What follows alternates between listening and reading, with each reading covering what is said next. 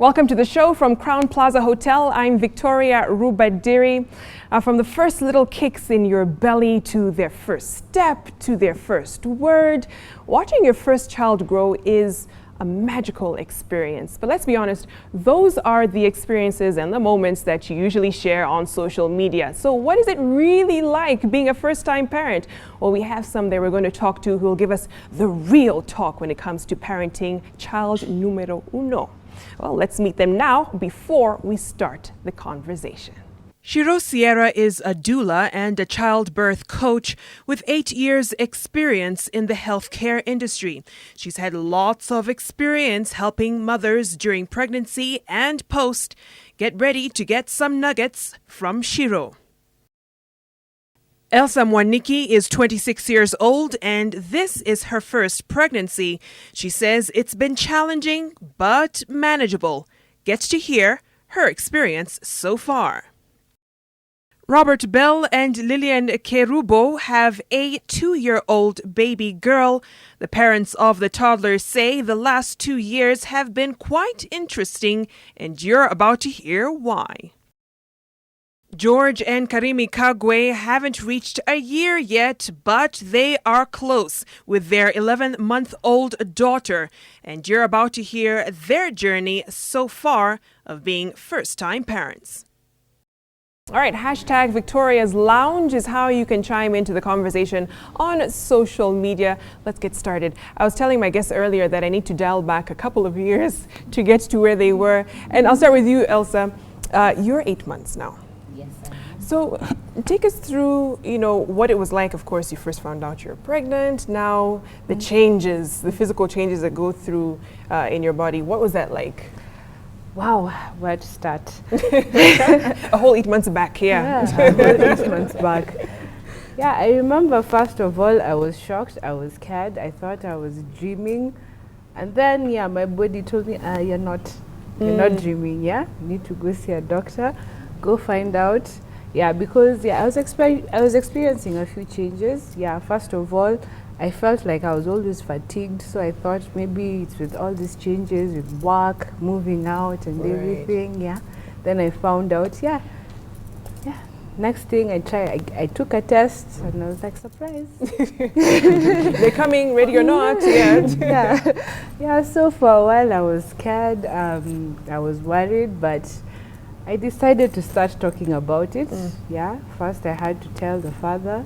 We were together and we still are. At least he's been so supportive. He's more excited than I was. So I was thinking, maybe he should take over now. But the biggest problem was nausea. I could barely eat. Everything smells bad, everything tastes bad, and you need to eat. If you don't, you have. And you're experiencing all these things for the first time, so where did you get advice, information? And still, is it from mom, is it from friends, is it internet? I mostly talk to my mom. Okay. So it's something that I learned. You mostly react to how your mom was. Yes. It's something genetic, so she knows what to expect at what time. But of course I also had like 4 apps. Downloaded, yes. You have like 4 apps telling you, this is what you do, this is what you expect, and you freak out about something, you read about it, then you calm down. Exactly. And you're like, okay, that's normal then. At least the doctor said this could happen. I mean, for you, Karimi, now you have a 10-month-old. And it seems like they grow so fast. Each day something is different about them. I mean, what's that experience like? It's mind-blowing because, in fact, on the way here, we're just discussing with my husband that it feels like I just gave birth yesterday. Yes. And now she's almost 10 months and it's unbelievable. Because you come from a little dot on the ultrasound. Yes. And now she's a little person talking back. 10 months, you're like, yes. Right. She's crawling, she's eating food with us, she's clapping. It's unbelievable. It's amazing. It's been an amazing experience for sure. And that's the thing, because now you're starting to see George, the personality and their own human being, their own person coming out. And how do you feel now? Because it's like parenting checks in right there.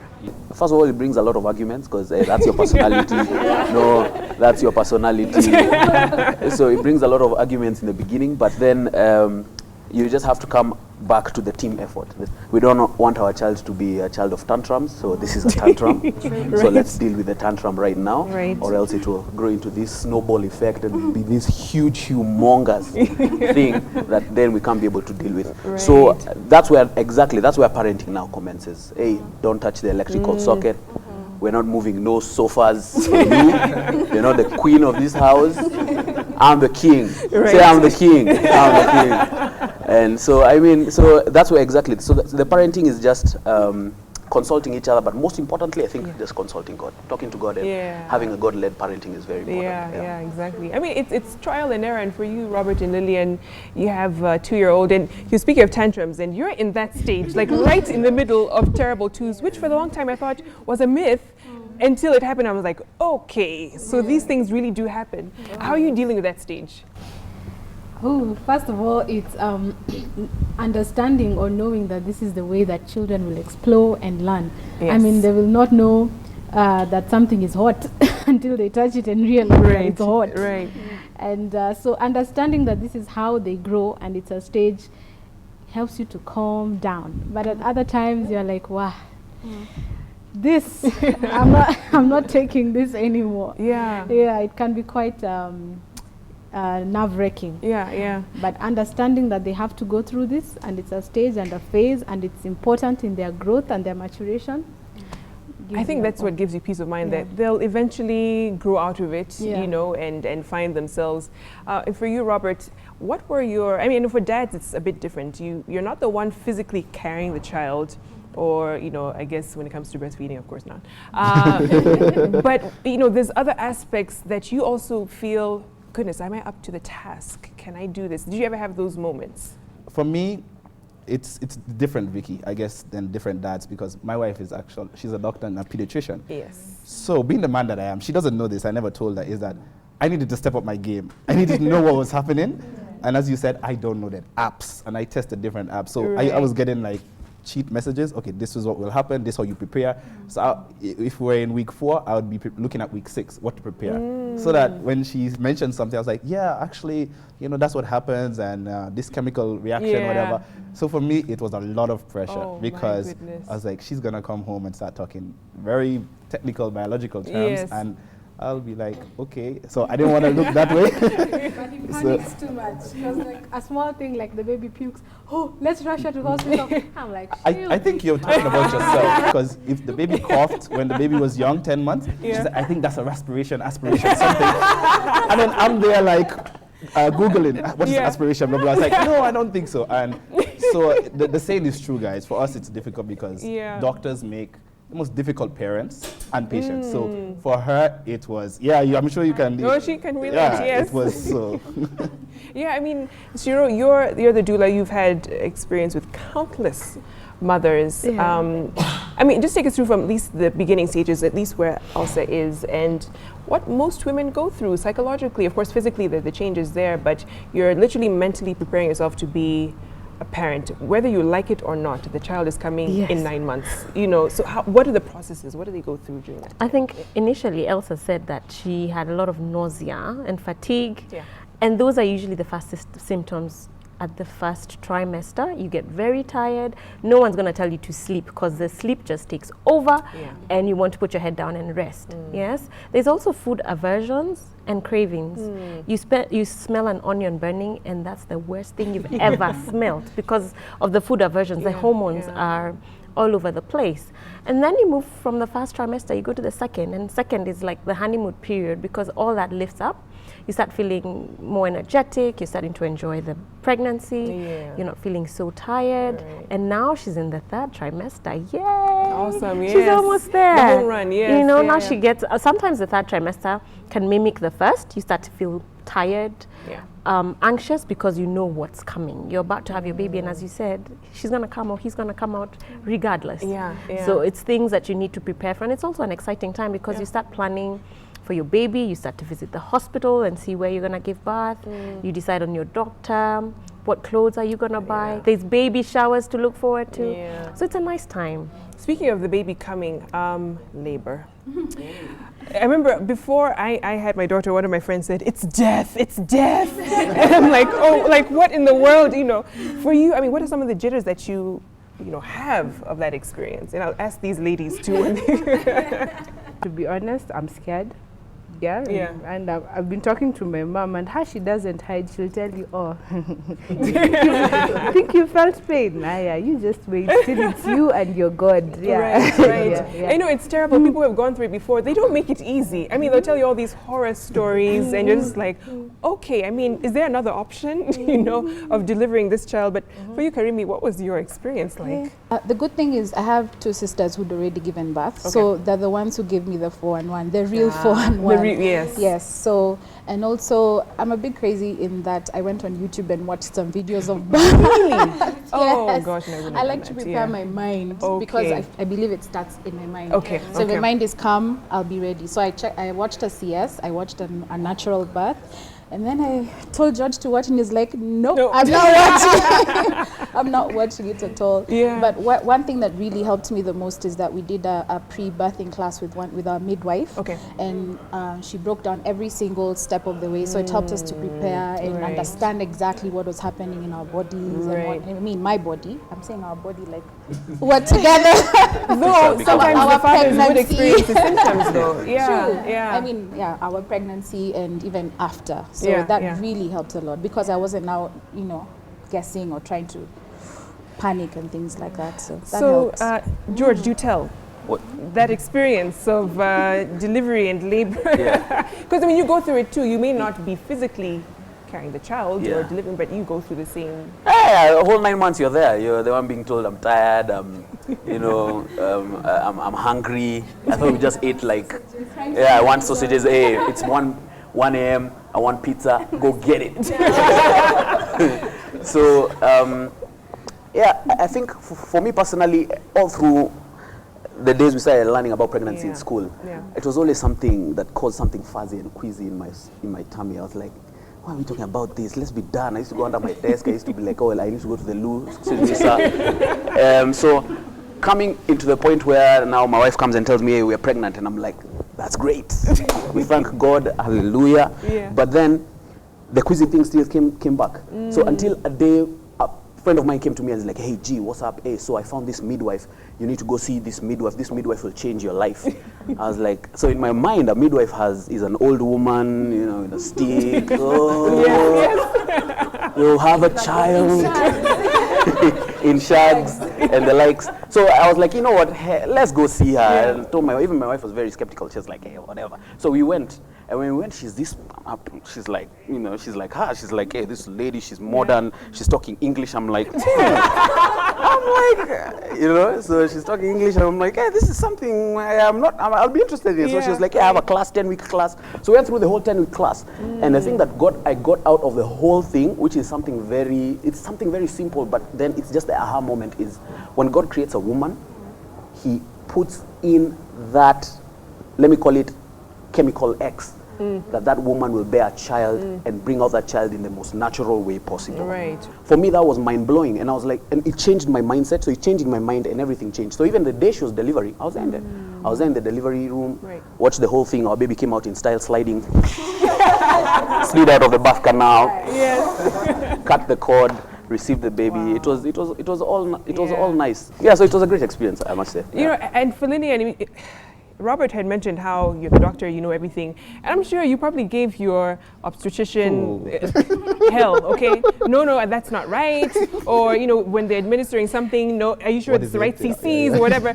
What was your experience like? But actually, having come from a hospital environment and seeing women do that to healthcare providers, I had vowed that I would not do that to healthcare providers. Okay. So I didn't even have a private gynecologist. I didn't have a private midwife. I just walked into hospital and said, guys, I'm in labor. Where is the next available labor room? And I thank God because it was not, I wouldn't call mine a horror story because I was done in nine hours. Wow.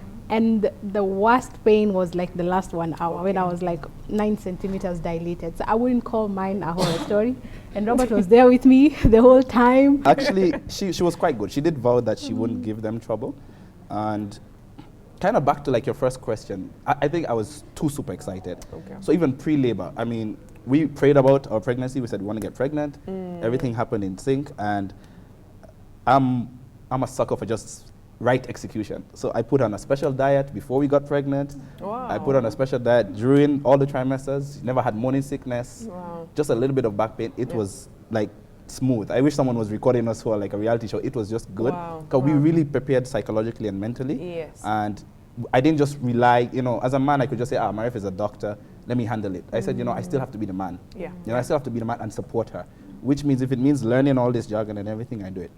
Now down to the labor. I had everything set. Bags were always packed. We did several emergency runs, practice runs. I would wake up at night. Oh, really? Let's go. Really? Wow. This is the route. This is what we're doing. This is the car. If it breaks down, this is what we call. This is what we call. Everything Wow. down to execution. Okay. That day we came from shopping. Yeah. We're in the mall. shopping. We were walking around. I make sure she gets her steps in every day. Yeah. She gets her fluid in every day. Wow. And that day we were at the mall. She was like, I'm just not feeling too well. I was like, okay. We had an appointment, I think. Yeah. We had a, what do you call it? A An prenatal visit. visit. And then they were like, I think you might be dilated. So we went to the main hospital and we were there. But what she describes as not giving trouble, she gave trouble. I think the last thing I could say is that I was, again, too super excited. I almost caused contamination because the midwife was like, you can't put your hands there. I was like, pulling the baby. I saw the head. Actually, I messed it up. The baby went back in, and I had to be restrained to the side. I was like, you need to stay on the side. So I think I was too excited to get that feeling of fear or whatever. I was just excited to see the baby come out. Wow. And I have to apologize to my wife because as soon as the baby came out, I was like, all right, I'm gone. He and left she was me. there. He left me. I He didn't went hear with her the baby. screaming. I didn't hear her screaming. I'm asking the pediatrician, she's breathing now. And I was like, oh, sorry. So, yeah. Wow. I think that's the point to take a short break here on Victoria's Lounge. We'll be right back. The conversation continues.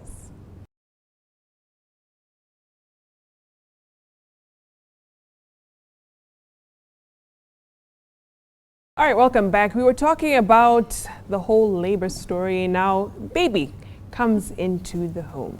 So let me start with you, Lillian and Robert, about just when you first had the baby come in and the changes and making sure the house is ready. And by the way, did you know the sex of the child before? Yes. Oh, you did? Okay, so it's not like you bought blue clothes for a girl or whatever. Still got blue. Oh, you still got blue. By the way, you don't want to be all gender sensitive. Yeah. But what was it like when the baby came? He wasn't allowed to sleep in the hospital, so he would go home and he made sure the house was clean and neat and nice in the best way that he could. So when we got home, I found a very nice, clean, organized house, so it was very nice. And we had his brother and his wife come help us with the new baby. So it wasn't so hard for me, and coming from, again, a hospital setting, I wasn't so green when it comes to newborn babies.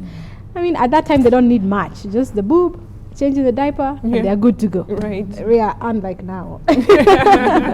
Yeah, so it wasn't too traumatizing, except for the waking up at night. Okay. Like 3 to 4 times at night. And how long did that persist? Long. I think until she was 8 or 9 months. Yeah, I used to go to work and go early and sleep in the car park because it was the only sleep I'd get. Wow. But Yeah. I guess baby coming home didn't. I think I had my plan laid out. I had my plan laid out, so I knew when she's in the hospital, no time to execute next part of the plan. So everything was ready, child-proof. It was okay, except just the waking up. I think it was okay.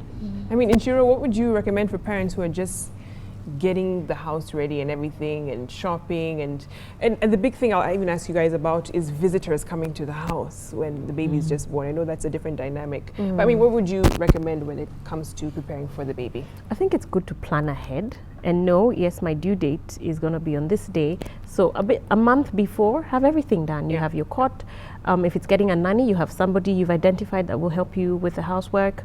You have everything laid out. So in case, because your baby can come at 37 weeks or at 42 weeks, anytime between that period. So in case your baby comes at 37 weeks, you're already ready. Yeah. So you're not anxious about, oh, I haven't done this, I didn't get my cot, I didn't get things done and prepared for the baby.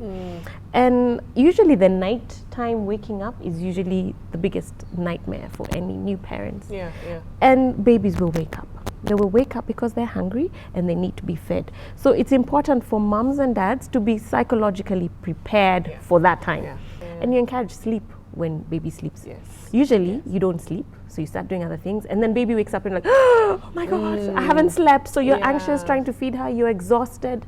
So it can be really tough. Pregnancy, labor, delivery is one of the most almost can be traumatic experience depending on how your delivery was for any mom. Right. So your body is recovering. Right. So you need that rest. Yeah, yeah. Okay? So you need to rest and prepare for this baby before they come. And one thing we didn't talk about during the delivery stages are the options, what you can do. What I found interesting is how people would use a C-section like it is something that you can do, and that usually is a last resort, and they're like, no, I want to do C-section. And I'm thinking, isn't that a last resort? It's not something that you can pick out of like multiple choice, and I want to do that, right? Yeah. So I mean, what or decide to choose the birthday of your baby because it just sounds nice. Yeah. You know, it's wrong because birth is normal. Though there are times when you are not able to do that, depending on how your baby is presenting. Could be laying transverse, could be breech where their feet are down. Right. Not to say that you can't have your baby when they're in breech, but here doctors normally prefer to do a cesarean section. Okay. Another reason they would do a cesarean section is if your baby's heart rate either starts peaking and is really high, because if it goes really high, it just tends to plummet. Okay. That's an emergency. Okay. But this elective CS is wrong. And you know, people think that if I have a cesarean section, it's less pain. I don't want to go through labor. Right, I'm too posh to push. Yes, yeah. It is so wrong. It's actually choosing when to have the pain. Choose to have your pain before your baby comes. So once your baby comes, then you can enjoy your baby. Yeah. If you choose to have an elective cesarean section, you're choosing to have the pain after. And it's so uncomfortable. You're waking up in the night. You have a wound that's healing because it's a serious abdominal surgery. I mean, and it's interesting because during the break we were talking about the whole option of a water birth. You know, and of course you know more about that, Shiro. But what are the benefits of doing something like that, for instance? If you swam when you're pregnant, you feel so much lighter than when you're outside in the land. The buoyancy being in the water when you're in labor helps so much. It helps to calm your back. Also, as your vulvar muscles are stretching, it's much easier for them to stretch while in water than in dry land on a bed. Okay. The baby, it's also not so traumatizing for the baby when they come out. They actually don't cry because it's so calming for them. From being in water, in the amniotic bag of water, into water and out. It's really relaxed. Yeah, I mean, even the way you're explaining it, I'm just like, relaxed. I feel so much calmer. Yeah. It's nice. So I mean, it is an option, I guess, for mothers out there who don't want to go the conventional And way. as a mom, you actually get a lot of control of your baby because if you're in the water, your doctors or your midwife is outside the water. So you're in control. Right. So you can actually touch the head as the baby's coming out or you hold the baby. It's nice. Can the dad get in the water? If they allow you. Really? Yes. Right. Oh, wow. Okay. So I guess, you guys are probably thinking, baby number 2, that could be. Yeah, definitely. So for you guys, Karimi and George now, people want to see the baby. They're excited. They want to come over. Did you set ground rules before any of that happened? Did we? Yes, we did. Okay. Luckily enough, I think because we are surrounded by people who are more or less our age group, who've had kids, they understood that they needed, to keep away for a while. The only people who are around were our immediate family, both mothers from both sides. They were so helpful. Like, I didn't have to lift a finger. Wow. There was food, there was, the house was clean, everything was sorted. My sisters, were, I don't know, it takes a village. Yes. To be honest, especially the first few days, it's better for you to concentrate on taking care of yourself and the baby. Yeah. So yes, everybody kept away for at least until 2 months? Yeah. Yeah. Most wife's orders. Need my space first, at least get to know the baby. It's my first baby. Yeah. I need to first understand who she is, what she needs, what, recover from the birth. And what we don't realize, you don't get that time back. That's true. You know, they grow and that's it. You miss that moment, you know. So it's kind of being in there and immersing yourself in that. For me, I think I just had to calm down and the excitement, you know, just drop it a notch down and just be listen to my wife. Okay, what do you want? Okay. What do you need? Time, space. Yeah. Oh, all right, no problem. We'll give you time, space. 6 weeks. So I just had to calm down and again, just like Robert said, the excitement, just bring it down a notch. And just be able to listen to her. Yeah. So I think on that note, let's take a short break. I know these are all the happy moments, but there's also issues of postpartum depression and just the emotional end of it. And I'm sure we'll hear some stories and get some help for some of the mothers watching who went through it. You can get through it. Let's take a short break. We'll be right back.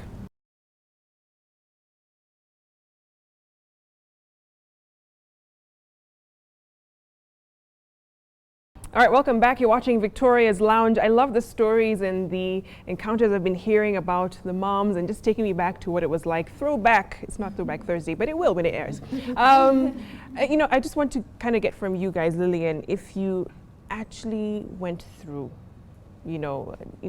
down moments. I know I did. I had my moments where I would just be sitting, crying my eyes out, and my mom walked into the room. She was like, baby blues, and walked out, and I was like, okay, you know. And for me, it was like, this is a normal process, but for you, you're feeling like the world is ending, I'm a bad mom, and you just started, you know. But what was your experience like?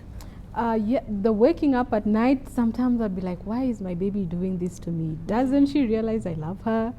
Doesn't she love me too? She would want me to sleep if she loved me. So there were those moments where I would feel like, okay, this is not so good. And then, of course, when I went back to work, you get guilt, especially being a pediatrician or trying to be a pediatrician. I work with babies. So somebody can ask you, spend 6 or 7 hours with other babies and spend only an hour with your baby. So that can play into your mind. I mean, that's a reality because the baby's now fitting into your life. You know, you can't change the fact that you are a pediatrician. You have a demanding schedule, and also plays into the relationship dynamics of sometimes, and they'll say this, the fathers feel neglected because mom is all on baby, you know, and you're wondering, okay, what about me? You know, we need to still kind of work on this, but how did you guys kind of work through that, or are you still working through that? I think we can say that we're on the other side. Okay. For me, what I've realized is not only can it affect the mother post-delivery, but also you don't want the child to get a sense that the child has been born and it's been a headache. So one thing we've always tried to do is not try to show too much emotion and let our baby feel like you are a burden. You know, it can also play on the child. Because when my daughter grows up to age where she can understand these things and she asks, how did I come?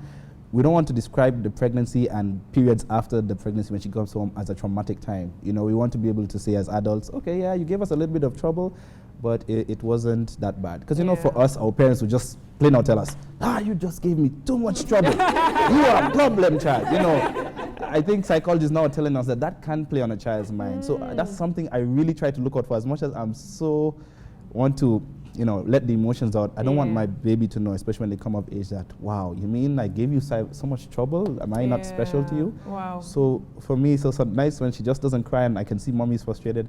I take and just rock her. And put her in the car seat and take her for a ride. Come back home. But the moment you take her out of the car, she wakes up. So there are times where I just sleep in the car. And for you, Karimi and Joy, what was that like? I mean, did you have those moments where you're trying to navigate and balance? The first thing I would say is I had just to, first of all, you remind yourself, yes, there's a baby, and yes, my wife has gone through a traumatic experience, but at the same time, I had to remind my wife that I'm part of this journey. I've been with you, because it's very easy for a mother to be like, my baby. You know, and that really had started taking effect, like in our family. So I had just to come in and be like, you know, because it was easy for me to be like, hey, oh baby, no problem. I just provide, I just bring things. That's my role, and I just come and say, oh, hi, blah, blah, blah. and you bounce. But I wanted to be. It has to be intentional parenting. So I had to be into this parenting journey. So I had to tell my wife, hey, you're becoming more of a boss lady right now. This baby, I was part of this. Heck, is my baby too. So just try and just tinker with this thing a little bit and just let's see how we can be able to do it. And again, it also just got a load off her, because when she started involving me, now there are nights I would wake up and get the baby, feed the baby, change the baby. There are days I can come, like Saturdays I come and tell her, hey, it's your day off, bye-bye. Wow, and, you know, of course it's hard for her the first time, but then I stay with the baby the whole day, and she goes does her girl things and all the things that she wants. So I wanted to add on to that, because for us the fight started during the pregnancy, because like he said, I think I was in my own little box first because of my personality. I'm an introvert, so I am here with my hormones, and you know, I kind of shut him out. So when we would fight about it, and he made me understand that I need to involve him in the whole journey. So it started during the pregnancy. It started again when the baby came, but after we had that talk, it wasn't a fight. It helped to. I mean, I involved him, and it was easier. Elsa, I'm curious. Just some things people have told you. You know, you have the random aunties telling you, try this and this, it will, and then you're like, is that even legal? But you know, for you, what are some of the things that you've kind of been told and have to kind of second guess them a bit? Like I read that bad taste in your mouth. Yeah. I've had it all through and through, and candy is not helping. Nothing is helping. No lemons, no ginger, no gum, nothing's. Yeah, a friend of mine told me, I used to walk around with a nice cloth, nice rough one, and when no one's looking, I wipe my tongue. Oh, so that helps. And it helps. Wow, I wish I knew that, because I went through 9 months of that really bad taste. And it's really bad, and nothing helps. Actually, everything else you're told makes it worse. Yeah. Shiro, you have encountered a lot of moms who have been through that stage postpartum, and it's a serious issue. I've seen quite a few moms even blog about it, talk about it, and I guess it helps them release, and it's very therapeutic. How do they process and get through that time? Because it will happen. Yes, it will happen, and it happens so often that it's actually considered normal to go through the baby blues. And it starts about the 3rd or 4th day after you've had your baby, and it should last probably 2 weeks, not more than the 2 weeks. And it's pretty much just feeling low. You're not as excited as you thought you'd be. Your expectations versus the reality. You've read books, you've watched clips, you have been told by your friends how their experience was, and then you come to yours and you're like, she's not doing what they said you know that she should be doing at this age. And also that period, we call it the 4th trimester. And it's the baby getting used to being outside the womb. Baby's also adjusting to that environment. For mom, she's also adjusting to being a mother. They say when a baby is born, a mother is also born. So it's a new role. Okay, George will come and ask you, why is the baby crying? I don't know. He expects you to know. Okay, but the thing about postnatal depression, it's a short time and it usually lifts. That dark cloud should lift. But if it goes past the 2 weeks, normally you should seek professional help. But at least it's good to know that it's treatable. Lillian and Robert, your daughter is just over 2 years now.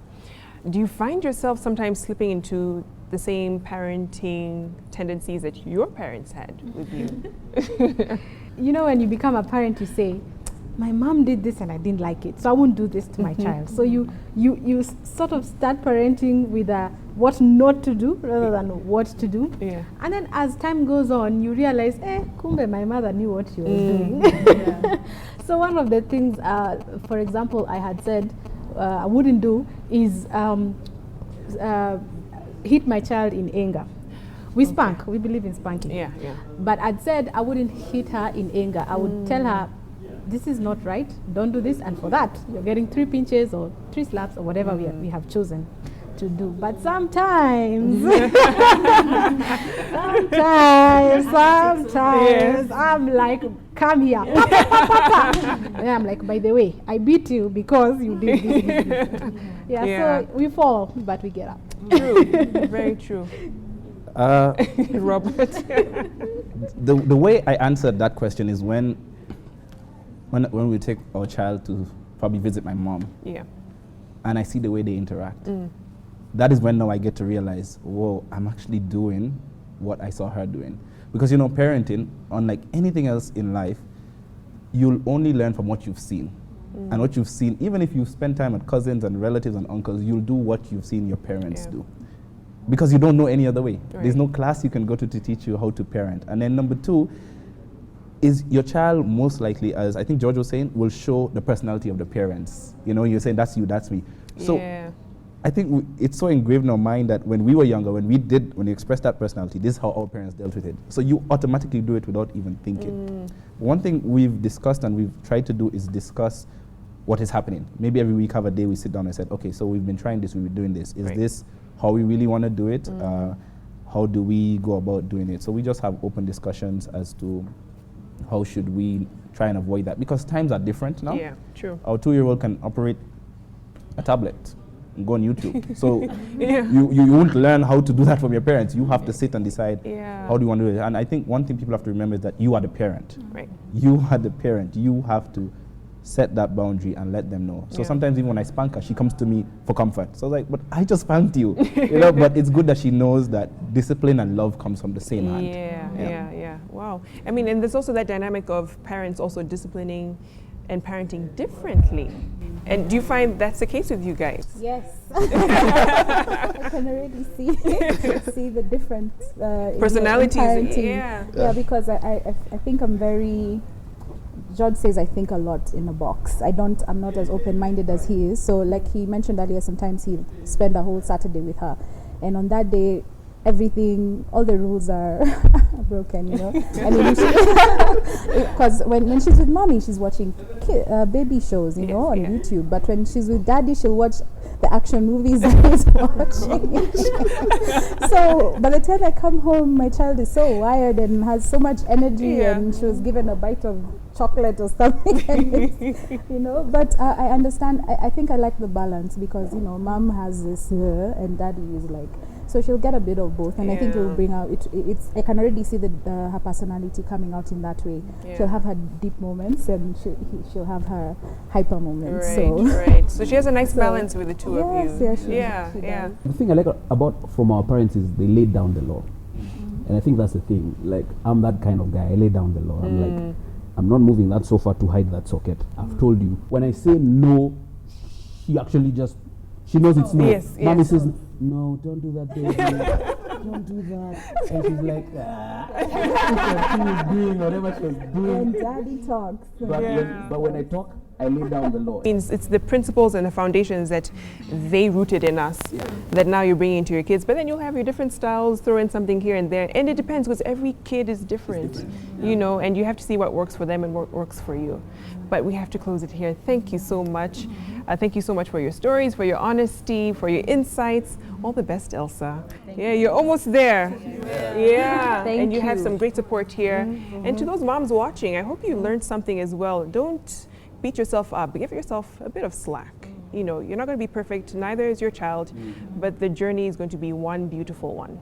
Thanks for watching. I'm Victoria Rubadiri. That does it for Victoria's Lounge. Thank you to Crown Plaza Hotel for hosting us. Let's do this again next week. Have a wonderful night.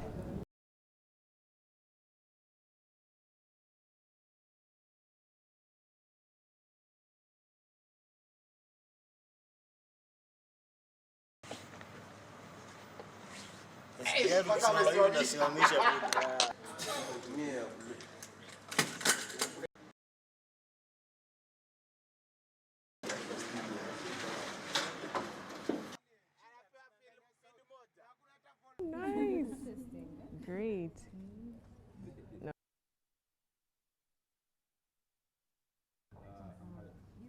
Oh, in Amharic. Wow.